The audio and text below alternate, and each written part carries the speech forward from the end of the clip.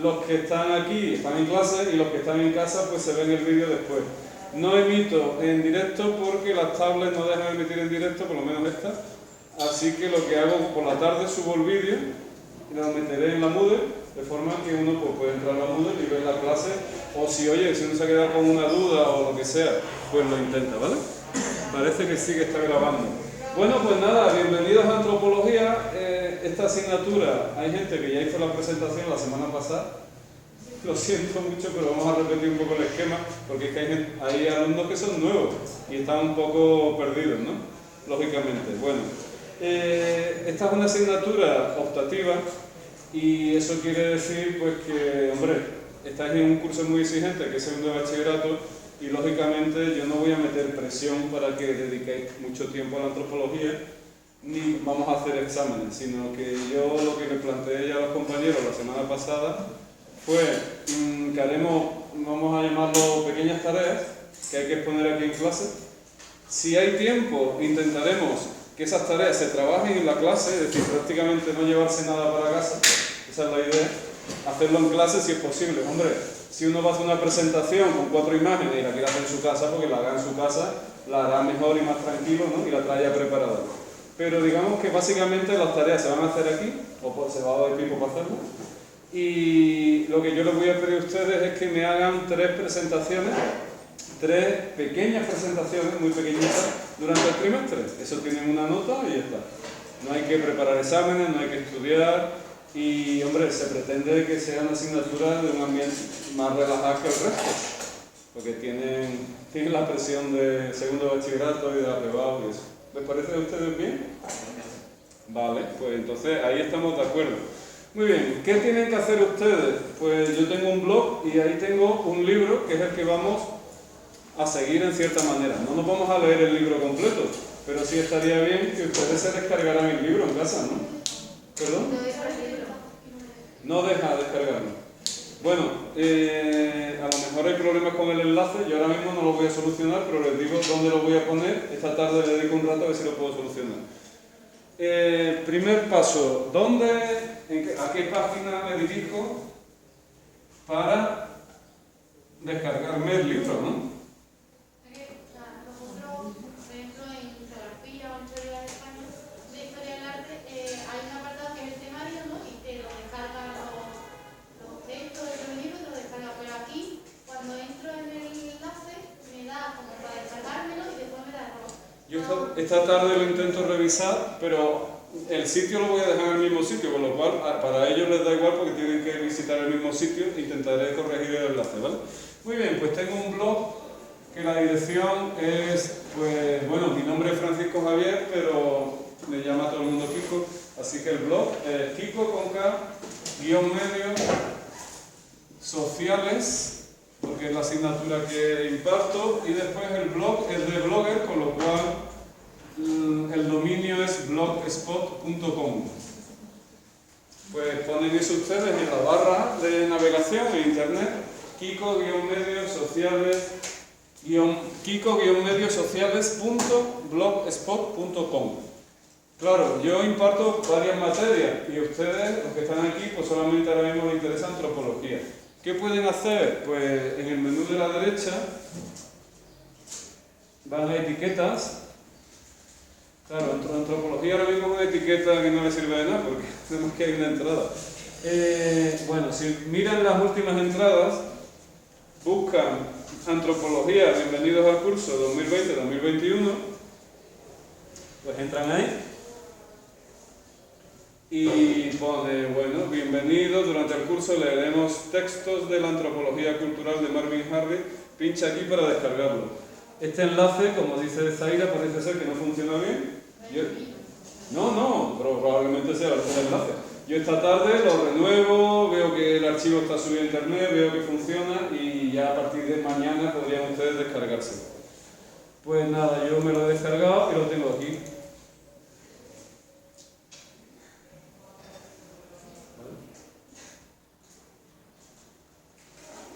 Yo me lo he descargado y lo tengo aquí y es la antropología, el libro se llama Antropología Cultural, es de un autor estadounidense que se llama Marvin Harris. ¿vale? ¿Eso quiere decir que nos vamos a leer el libro entero y hay que estudiárselo y vamos a hacer exámenes? No. Pero es verdad que conviene tener una base para la asignatura. Y el libro de Marvin Harris nos va a servir como guía. Vamos a leer muchos textos del libro. Incluso les puede servir a ustedes para leer cosas. Imagínense que nos vamos a una situación de confinamiento. Pues bueno, pues yo les puedo decir a ustedes, pues léanse la página tal y tal y tal y envíenme alguna idea o un resumen o qué les ha parecido, y así tenemos un libro para esas situaciones. También lo leeremos en clase, lo comentaremos, ¿vale? Muy bien, así que la asignatura se llama Antropología Cultural, Antropología a secas. El libro es este de Marvin Harris. Y claro, tenemos subgrupo 1 y subgrupo 2. El subgrupo 1 vino la semana pasada, el subgrupo 2 vino esta. De momento vamos a grabar las clases y las subiremos, pero yo tampoco quiero que ustedes trabajen más de la cuenta en esta asignatura. Tiene que ser una asignatura relajada donde no dediquemos demasiado tiempo, ¿no? Es una materia optativa en segundo de bachillerato, pues es lo que es, ¿vale? Bueno, más cosas. ¿De qué vamos a hablar este curso? Pues yo tengo hecho ya un esquema de trabajo que vamos a hablar de muchos temas diferentes. Vamos a ver dónde tengo la chuleta. Vale, por ejemplo, el tema 1 va a tratar sobre qué es la antropología, porque claro, si uno va a estudiar algo, una disciplina nueva, pues lo normal es que uno sepa de qué va la cosa, ¿no? Así que el tema 1 será qué es la antropología. Intentaremos definirla. El tema 2, por ejemplo, la unidad 2, hablaremos del tema genes y cultura. Y esto es una gran pregunta de la antropología. ¿Nosotros somos como somos porque por nuestra carga genética? ¿Por los genes que hemos heredado de nuestro padre y nuestra madre? ¿O somos como somos porque hemos sido criados en una cultura, en este caso en el sur de España, en una zona? ¿Qué opinan ustedes? Por ambos, porque lo estamos hablando en psicología. Por ambos. Sí, en psicología tratan del mismo tema, genes y cultura. ¿Pero qué le condiciona a ustedes más, sus genes o su cultura? La cultura, diría yo. Yo me pregunto, el otro día hablé mucho de los chinos, pero es que son muy buenos para poner ejemplos. Por ejemplo, en psicología ponen los mismos ejemplos. Una persona que nace en Asia normalmente utiliza los palillos para comer. Una persona que nace en Europa Occidental o en América utiliza cubiertos. La pregunta es, ¿genético o cultural y aprendido? ¿Venimos preparados para utilizar cubiertos o palillos? Es algo cultural, ¿no? Como he nacido en China, en Japón, en un país asiático, mis padres usan palillos desde que soy pequeño, yo me crio ahí y utilizo los palillos. Muy bien. Es más, y en el caso de los animales tienen cultura, aprenden cosas o son genéticas, las cosas que hacen. Vamos a pensar en un perro, Aprenden cosas también. ¿hay parte cultural y parte genética? Fijaros, hay gente que le gusta la naturaleza. ¿Alguien se acuerda o le suena la figura de Félix Rodríguez de la Fuente? ¿Sí? ¿A alguien le suena? Pues fijaros, hablando de estos temas, Félix Rodríguez de la Fuente hizo un experimento en uno de sus programas.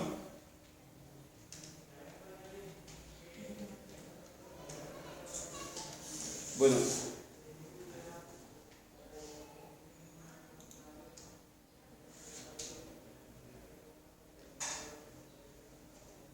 esta foto misma. Pues Félix Rodríguez de la Fuente tenía un programa en televisión que se hizo muy famoso en los años 90 por ahí, que se llamaba El hombre y la tierra, y hacía documentales de naturaleza. Y oye, España entera, bueno, en España en esa época es que nada más que había 2 canales de televisión, la primera y la segunda, y el país se paraba y la gente veía los programas de televisión. El viernes echaban el 1, 2, 3 y el sábado echaban El hombre y la tierra, y casi toda España veía El hombre y la tierra. en serio. Bueno, pues Félix Rodríguez de la Fuente hacía programas de naturaleza y investigó sobre si los alimoches, ¿sabemos lo que son los alimoches? Un tipo de ave. Vamos a poner una foto de un alimoche. También. ¿Qué te ha pasado? ¿Eh? ¿Qué te ha pasado? No, que el chaval que parece que lo estaba un poco matando.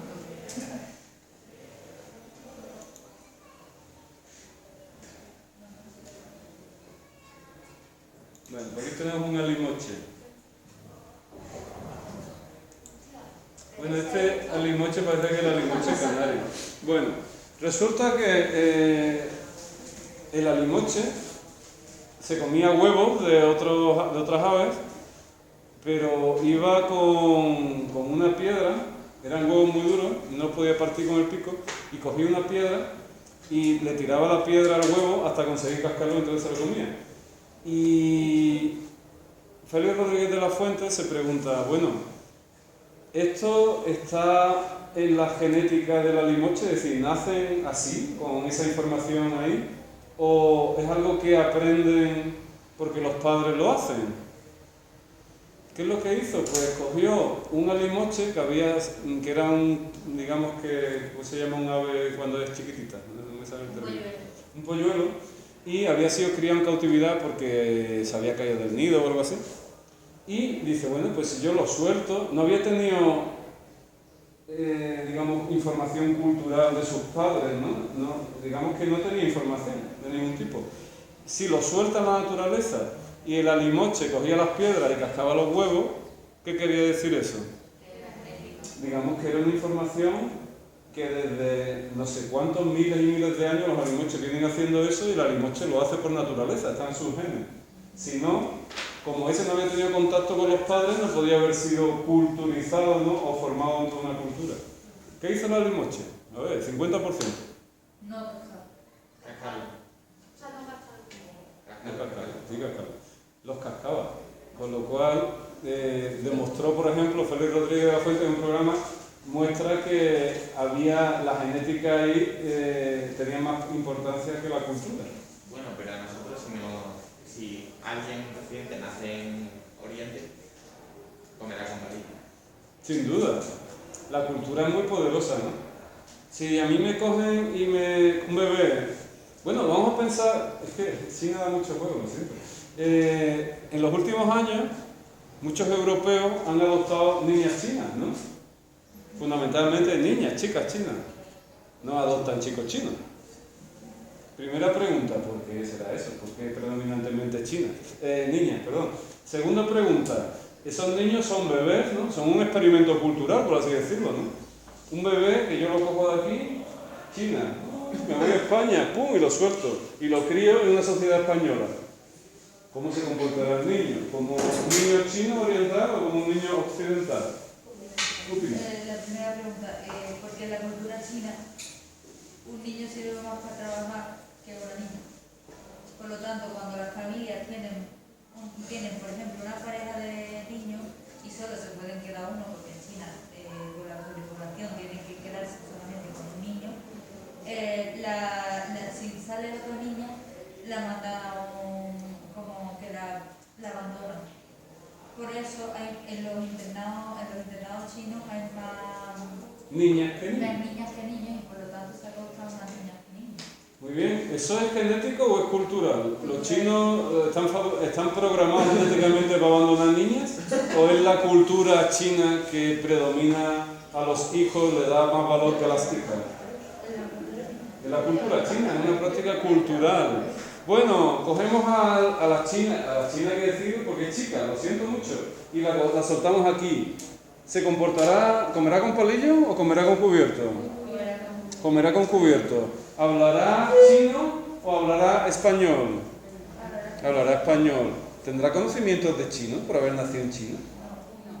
Cero conocimiento. ¿Se comportará como llega a una adolescente? ¿Será una adolescente española o una adolescente china? Adolescente española. Tú le preguntas a ella ¿se sentirán española? ¿No se sienten española? ¿O se sienten china? Hombre, si te has criado aquí. Si te has criado aquí, sí.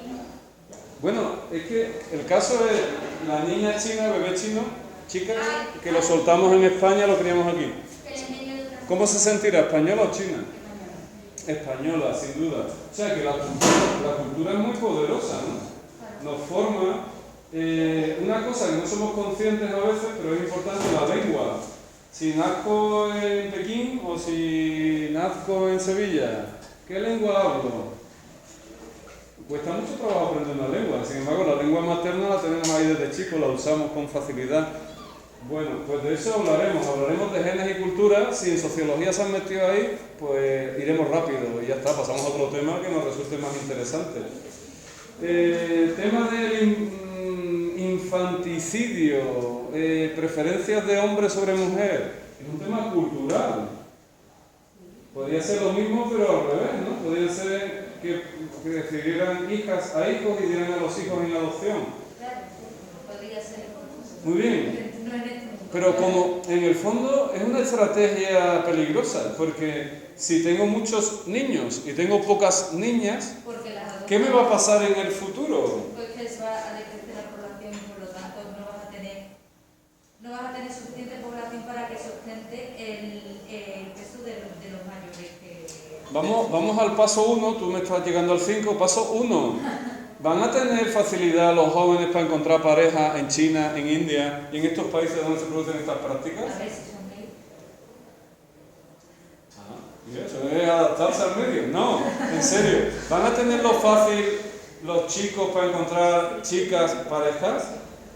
En China, en India, en varios países donde se produce selección por sexo de los hijos, están teniendo ya problemas para formar parejas con cierta edad. Es que se está produciendo ya. Entonces se está desequilibrando el equilibrio entre sexos. Normalmente en una sociedad hay el mismo número de hombres y de mujeres, o hay muchos más hombres o hay muchas más mujeres. ¿Qué opinas? Dependiendo de la sociedad. Bueno, si estamos en China desde hace 30 años, estamos haciendo una selección de hombres frente a mujeres, puede ser que haya más hombres. De hecho está pasando en China, India. Pero en general, si no intervenimos, el número de hombres y mujeres es parecido. Se cree que nacen unos 106 niños por 100 niñas, es decir, nacen unos cuantos niños más que niñas, pero 106 respecto a 100 es un poquito más. Conforme pasan los años, las mujeres viven más y la población masculina decrece. Al final de la vida hay más mujeres que hombres, porque las mujeres son más longevas, viven más. ¿Vale? Bueno, pero claro, siempre que no intervengamos, ¿no?, en eso. Bueno, pues hablaremos de genes y cultura, es un tema muy interesante. A mí por lo menos me resulta muy interesante. Por ejemplo, en el siglo XX, los alemanes y en otros países se pensó que unas razas eran superiores a otras, ¿no? Y eso se intentó sostener científicamente. ¿Unas razas son superiores a otras o no? No. Es más, ¿existen distintas razas? No, de eso no. ¿Sí o no? ¿Hay distintas razas en la Tierra de seres humanos o no? Yo diría que no. Raza creo que no, etnia sí. Yo diría que no. Hablar de Porque raza es que te diferencias por... No sé cómo decirlo, pero no es eso. Es como si tienes un perro, no sé, un pomeriano Sí. blanco y tienes otro, yo qué sé, de color canela. Sí. Son la misma raza, pero son de distinto color. Ah, muy interesante. Hombre, pero las etnias no solo se diferencian por color, los rasgos también. Sí, pero es distinto, pero quieras que no, todo se trata de melanina. No. No, bro. Hombre, los negros tienen la nariz más achatada, los labios más cortos. O sea, el Los pomeriano asiáticos tienen los ojos alargados. tiene los ojos más achicados, dependiendo de qué tipo A de ver, pomeriano. puede compararse, pero no es igual, evidentemente. Claro, pero es más bien como, o sea, aunque me meten todos españoles, van a ser distintos, pero los dos son españoles, entonces no es muy exactamente. Interesante. Ten cuidado, porque un concepto es nacionalidad. El Estado español me reconoce como un ciudadano español y me da un pasaporte. Eso es nacionalidad. Puedo ser español, puedo ser francés, puedo ser portugués. Eso es nacionalidad. Después hay otros conceptos, por ejemplo, hay religión. Puedo ser católico, puedo ser musulmán, puedo ser hindú, puedo ser ateo y no tener religión. Pero después podemos meter el concepto de género, hombre, mujer, o preferencias sexuales, y ten cuidado, raza, nacionalidad, religión, sexo, son conceptos diferentes. Yo puedo ser español y ser musulmán y ser negro. No estamos acostumbrados, pero ¿por qué no? Puedo tener la nacionalidad española porque mis padres son españoles, o porque he vivido ya una serie de años en España, ¿no? Si vivo una serie de años aquí, estoy trabajando y paso un examen que me pone, el Estado español me da la nacionalidad española. Me dice, usted es español, y aquí está su pasaporte. Entonces soy español. Puedo ser negro, blanco, chino, indio, sí. Puedo ser musulmán, puedo ser católico, puedo ser ateo también. Puedo ser hombre, puedo ser mujer, y después puedo tener una preferencia sexual.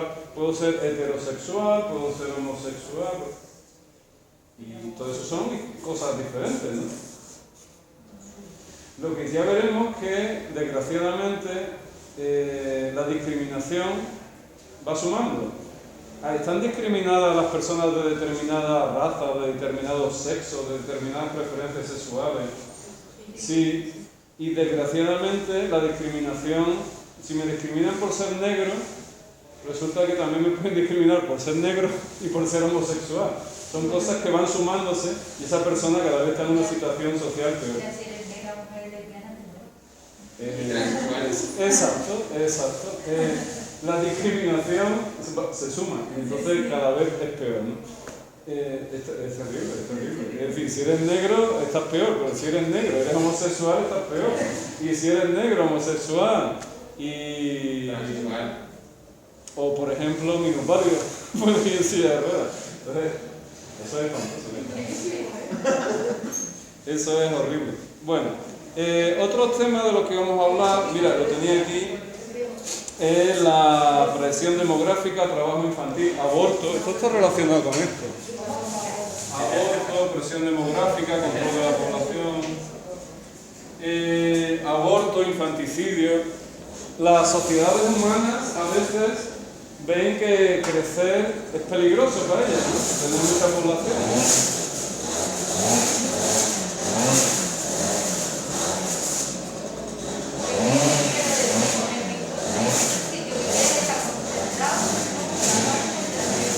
Imposible. Bueno, tampoco pasa nada.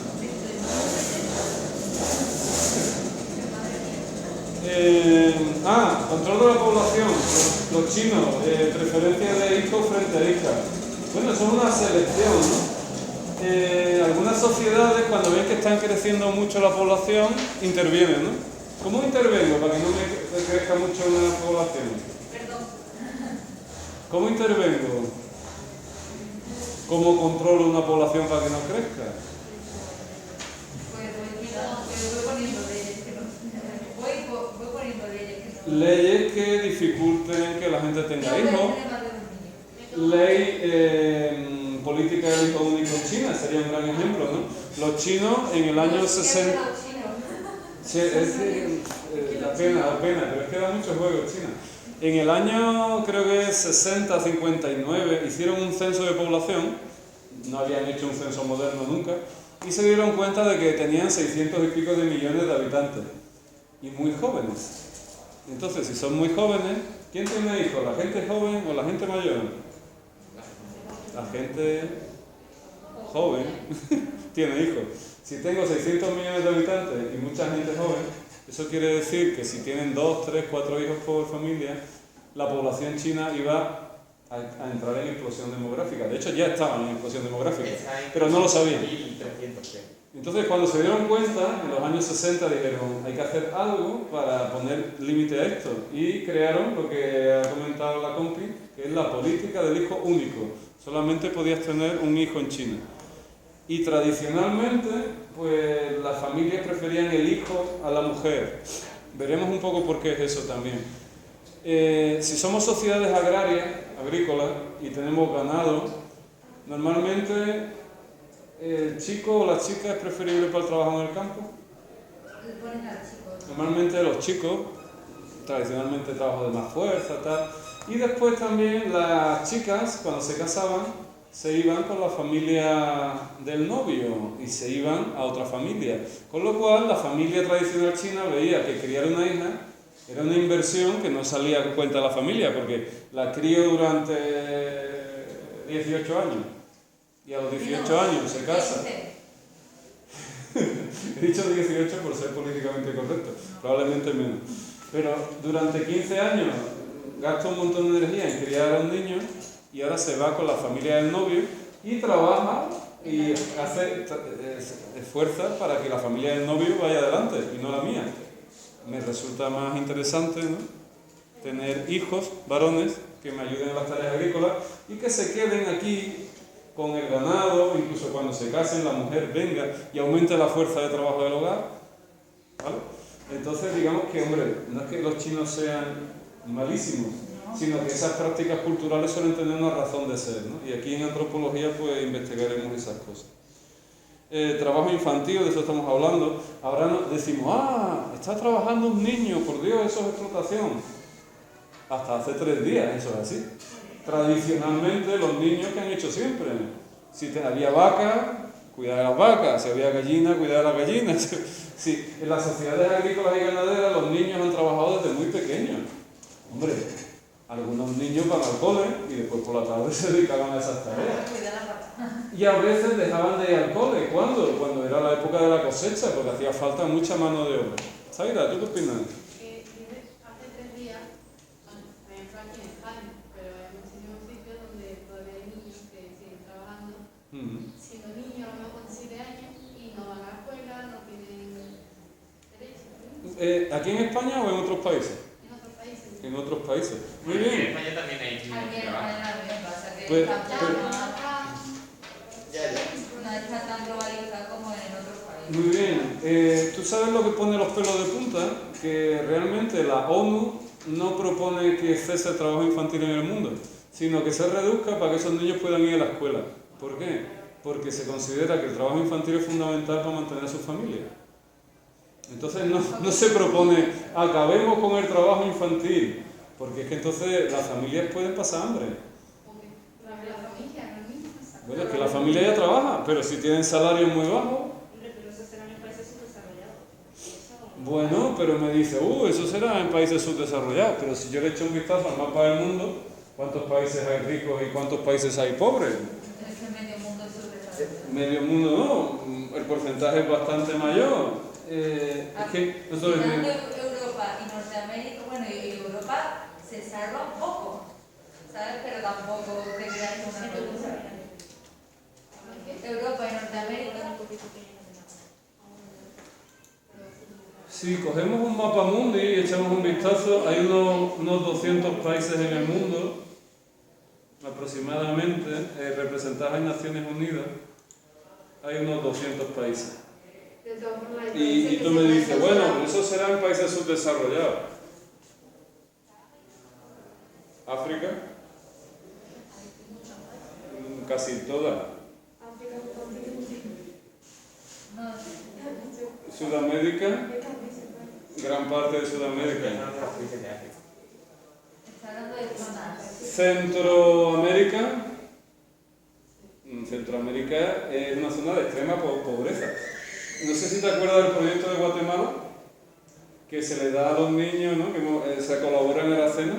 Los médicos y algunos educadores han puesto en marcha un programa donde te dan en la escuela un vaso de icaparina, una leche en polvo muy, muy enriquecida. Y los niños van a la escuela para tomarse la leche porque pasan hambre. Fíjate los niveles de Guatemala, ¿no? Unos niveles de pobreza importantes. Hombre, ¿quiénes tienen dinerito? Estados Unidos, Canadá. No, en Estados Unidos hay zona natura. Estados Unidos tiene 30 millones de pobres, casi un 10% de la población es pobre, no tienen seguro médico, están en situación de precariedad. Pero bueno, es un país con un potencial enorme, ¿no? Europa occidental, sobre todo la parte más occidental, la Europa oriental es bastante más pobre. Rusia, bueno, Rusia puede ser una gran potencia, pero los niveles de riqueza no son muy Hay altos. niños viviendo debajo de puentes. Estas repúblicas de aquí asiáticas, los Kazajstán, Afganistán, Turkmenistán, Tayikistán, ingresos muy bajos, muy bajos. China, pues grandes contrastes, ¿no? Una población enorme, muy pobre, pero en las grandes ciudades empieza a haber gente con bastante dinero, ¿no? La clase media china que está creciendo.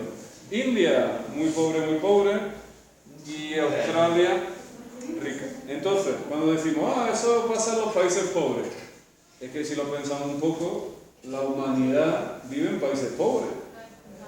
Son pocos los que son Más bien, las islas son Europa Occidental, Norteamérica y Australia, y Japón son las islas de países ricos con unos estándares de vida altos. Nosotros vamos al hospital y nos atiende un médico de urgencia, ¿no? Bueno, en circunstancias normales, ahora con la epidemia no sabemos. No, Pero, ahora llamas si te dan cita para los 10 días, o sea que si tienes bueno, algo malo, te mueres antes de que te den la claro, cita. pero un habitante de Puede aquí, ir urgencia. ¿Eh? Puede ir urgencia. un habitante de aquí, Me ha leído el otro día. es que un habitante de África, la mayoría no tiene un hospital en 100 kilómetros a la redonda, es que lo tienen muy difícil, y para poder ir a un hospital tienen que abandonar a la familia, hacer 100 kilómetros con unos medios de transporte muy malos y esperar en el hospital a ver si me pueden ver. Tenemos unos estándares de vida muy diferentes. Bueno, ¿de qué más cosas vamos a hablar este año en antropología? Pues yo tengo por aquí una que dice, a ver. La familia nuclear extensa, la familia, el matrimonio. Bueno, ¿de qué más cosas hablaremos? De la propiedad privada, de la producción de alimentos. ¿De qué más cosas? De las religiones. ¿La religión es algo intrínseco al ser humano o no? ¿Qué pensamos? Uy, sí. ¿Sí o no? Casi todas las sociedades que conocemos tienen algún tipo de religión, La verdad es que, a ver, ¿o no? sí, pero la religión que nos queda, en parte, es importante. Es que la religión es importante. La gente En parte es importante y en parte es mala. Creo yo. Bueno, reflexionaremos un poco sobre casi todos los grupos humanos tienen algún tipo de creencia religiosa. Lógicamente, muy diferentes unos de otros, ¿no? Nosotros pensamos que todo el mundo es cristiano o es musulmán, pero resulta que vamos a encontrar muchas sociedades que no creen en eso, creen que sus dioses son un río, las cuevas, el sol, la luna, ¿no? Los elementos de la naturaleza. Fijaros, por ejemplo, en el Amazonas hay gente que vive en tribus, ¿o no? Sí. Y que no tienen contacto con la civilización occidental.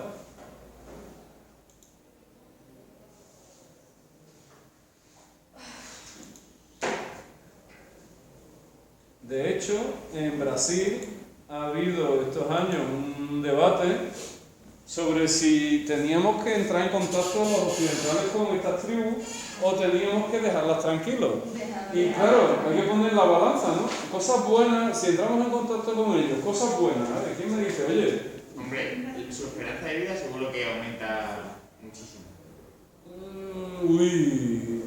Debatible, no es seguro. A ver, ¿qué más cosas? Cosas buenas. Hombre, a lo que me refiero, se parten se tiene una enfermedad, un cáncer, y es bastante más probable que muera. Vale, por ahí sí.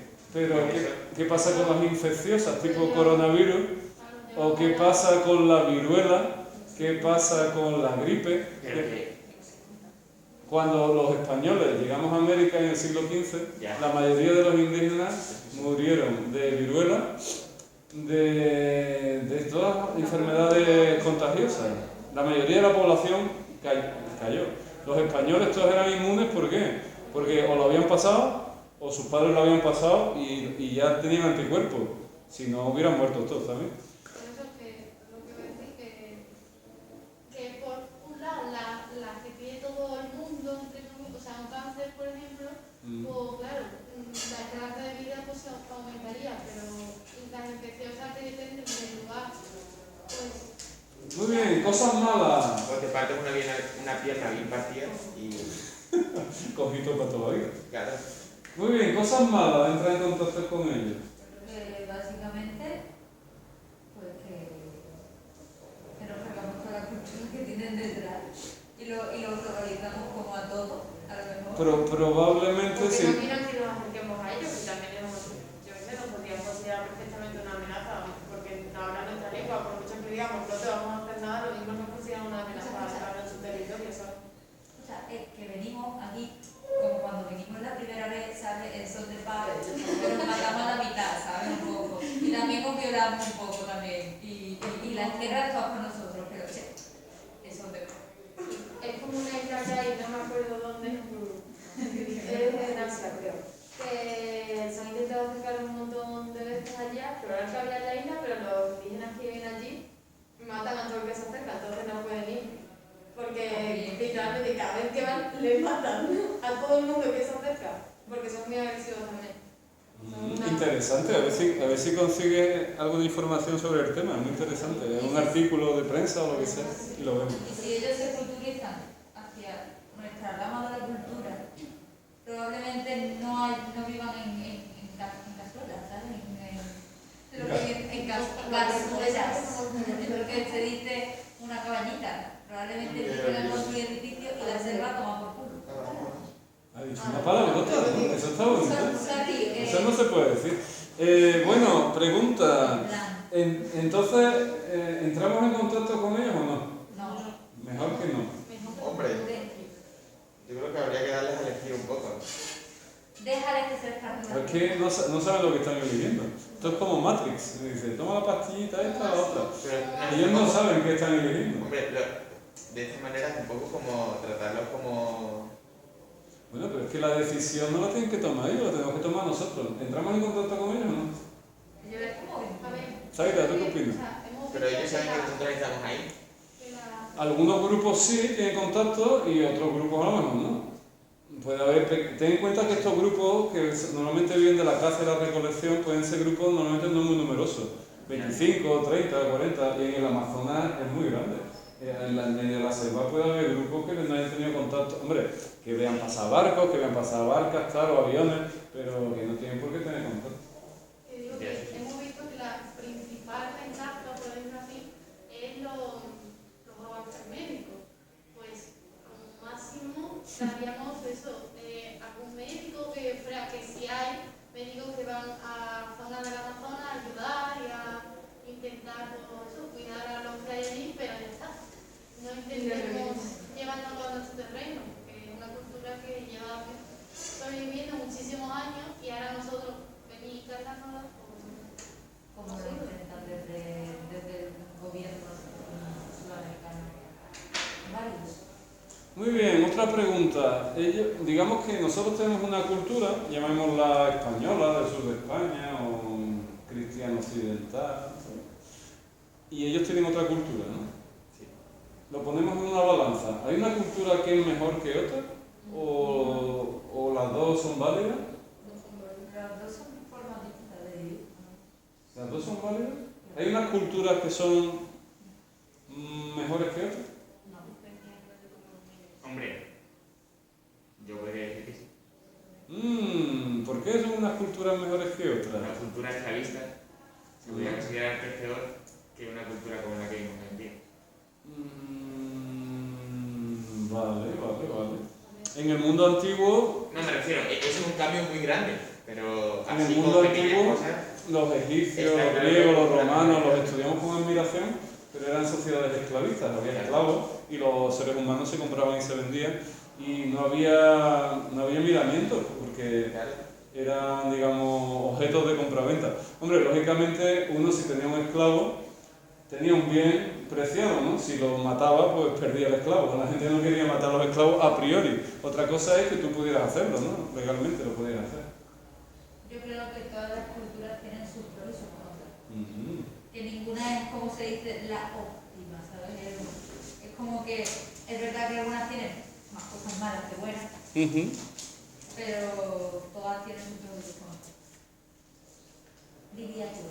Pues hay culturas mejores que otras, entonces. ¿Eh? Entonces hay culturas mejores que otras. tema interesante. Hay culturas entonces mejores que otras. Yo no diría mejores que otras, yo diría distintas. Hombre, si una tiene más cosas malas que buenas y otra tiene más cosas buenas que malas, Yo no diría mejores que otras ni peores que otras. Son distintas. Que tengan una cosa buena o una cosa mala, yo no lo utilizaría como regla para medir esta es mejor que esta. Puede ser más pacífica, puede ser más justa, pero mejor que otra. pero una cultura esclavista es peor que la que vivimos hoy en día. A ver, a lo mejor la cultura esclavista, en parte, está, por ejemplo, imagínate una cultura esclavista, como puede ser, por un ejemplo que no me acuerdo, Egipto. Egipto, a lo mejor la cultura esclavista de Egipto avanzó mucho más en ciencia y en cultura que nosotros, pero son esclavistas. Los nazis descubrieron un montón de cosas. Claro. Es que Y es eso. hombre, la verdad es que Yo no lo diría mejor o peor, yo diría, hay unas que son más justas, hay unas que son más injustas, hay unas que son, no sé, pero mejores y peores. Yo no diría mejores y peores. No sería la que yo clasificaría. Es lo que me quiero yo referir. Obviamente no te voy a comparar, no te voy a decir que los nazis no sean una mierda humana, ¿sabes? Uy, ¿qué has dicho? Otra palabrota. Ay, es que estoy acostumbrada a la clase de Foxy. ¿Qué quieres? Que estás acostumbrado a la clase de cosas. ¿Sabéis que eso es el lenguaje urbano que está conceptual de la RAE? Sí.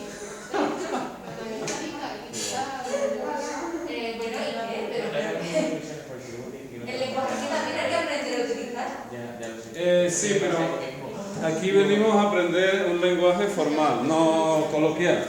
Yo es que sé hablar dos ¿sabes? Sí, oh, qué bien, entonces sabe usted idioma, qué bien. Sí, pero la escuela se dedica a desarrollar el lenguaje formal, no el coloquial. El coloquial ya se adquiere de la puerta para afuera, en la calle.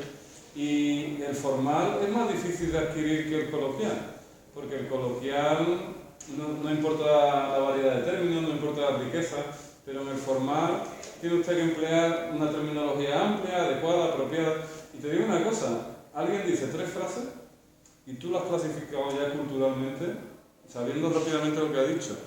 Y eso está en la base del lenguaje formal, no del coloquial. Entonces, ustedes tienen que desarrollar formal y se tienen que esforzar. Bueno, yo pongo esa foto y os digo, esas personas son de otra cultura. Y ustedes me dicen que sí o que no. Que sí. No, que sí. ¿Por qué? Por la vestimenta, por lo que implica. Yo veo a alguien con un vestido tradicional japonés, un kimono, y digo, esta persona es de otra cultura. ¿Y por qué? Las ropas dicen de mí mucho más de lo que yo creo que dicen de mí. A veces La ropa. Sí. La ropa que llevamos dicen de nosotros más de lo que nosotros creemos. Sí. Hombre, ahora mismo hay una globalización de la cultura, todos vestimos de una forma más parecida que en el pasado, pero sigue habiendo elementos culturales diferentes. sí, son tradicionales. Son tradicionales. O sea, que llevan unos vaqueros, por lo mejor no se sabe muy bien si es de Inglaterra o de Norteamérica o de España. Pero si llevas un traje tradicional, pues inglés, pues se reconoce. Si llevas un traje sevillano. ¿Y si te ponen un traje de flamenca en Gibraltar? Hombre, no sé. Bueno, otra práctica cultural, durante la Segunda Guerra Mundial, bueno, y en la actualidad, los guerreros japoneses, cuando pensaban que habían perdido el honor o habían sufrido un deshonor, se suicidaban con un cuchillo, ¿no? A eso se le llama practicarse o hacerse el harakiri. Durante la Segunda Guerra Mundial, desarrollaron un tipo de ataque que era el ataque suicida, que los occidentales normalmente no lo hacíamos. ¿Qué tipo de ataque suicida hacían? Con los estampaban. Exacto, se chocaban, pilotaban aviones y se chocaban. Vaya, no se ve la imagen. Se empeñan en no verse.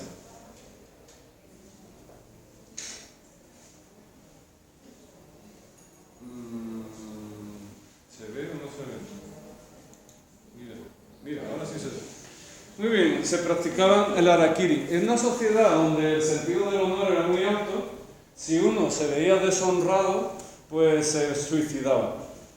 Eso pasa en ciertas culturas, pero en otras culturas no pasa. En la cultura española pasa eso, si alguien considera que ha sido muy deshonrado, se suicida. Hombre, a veces hay suicidio.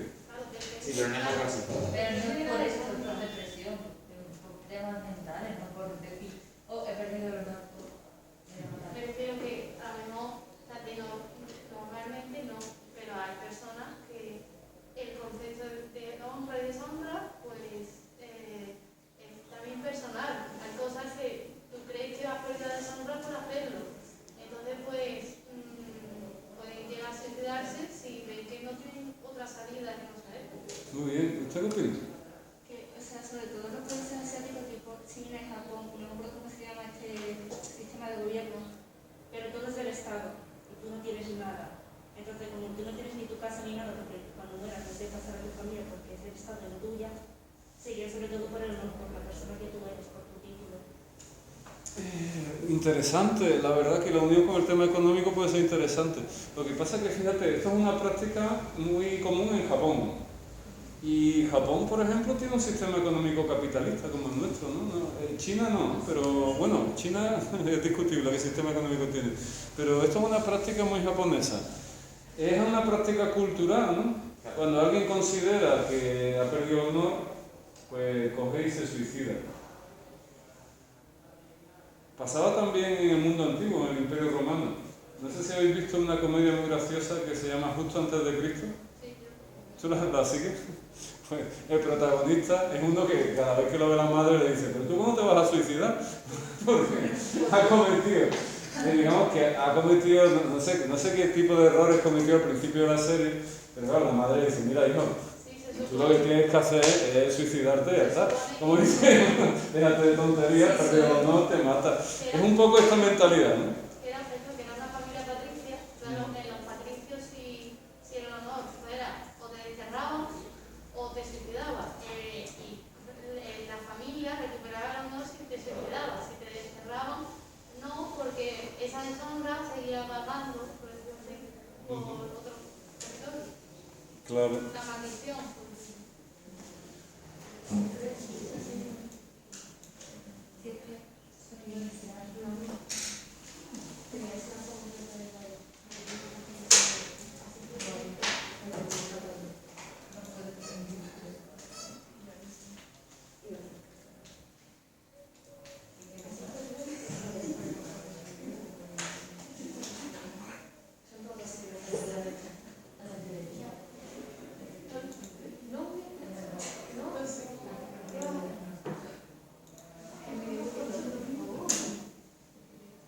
Bueno, también hablaremos, y con esto ya terminamos, que quedan unos minutos, hablaremos también de elementos que condicionan a las sociedades y a las culturas, como por ejemplo la propiedad privada. ¿De quién? Yo voy a estudiar una sociedad y digo, ¿de quién es la tierra que se cultiva? ¿No? ¿De quién es el ganado? De todo el mundo, está repartido, digamos, por así decirlo, equitativamente entre todas las familias tienen ganado, o unos tienen mucho más ganado y otros tienen menos ganado. ¿Por qué hay que hacer un análisis económico también de las sociedades? Un poco por lo que tú decías. Oye, ¿cómo es la estructura económica de una sociedad? Es importante. ¿Por qué?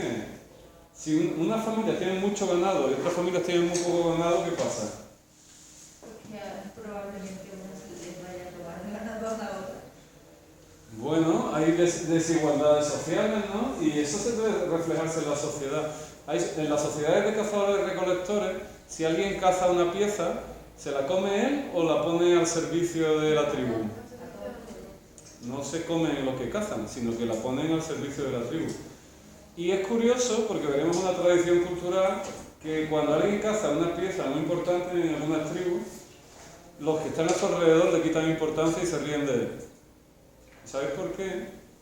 Porque piensan que si adopta el rol de que él es un gran cazador y que los demás no lo son, pues va a empezar a distanciarse de los demás y y va a crear diferencias sociales. Y como no quieren que haya diferencias sociales, pues en lugar de elogiarle por haber cazado una pierna buena, lo que hacen es reírse de él y quitarle valor.